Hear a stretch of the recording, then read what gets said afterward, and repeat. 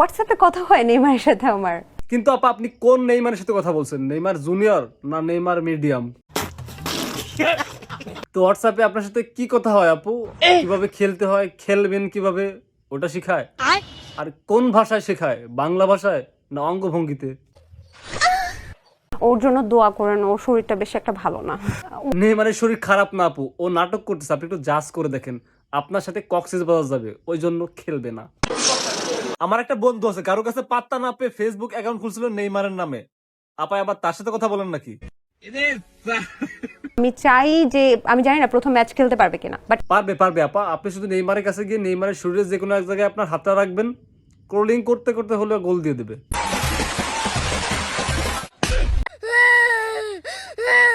না খেলে তাহলে ব্রাজিল আসলে মানে অনেকটা চাপে পড়ে যাবে বলে আমার মনে হয়। আপা কি নেইমারের নাম্বারটা পাবলিক টয়লেটে লেখা পাইছিলেন? তাহলে এটা নেইমার জুনিয়র সিনিয়র কেউ না, এটা নোয়াখালীর জাকির হুসাইন।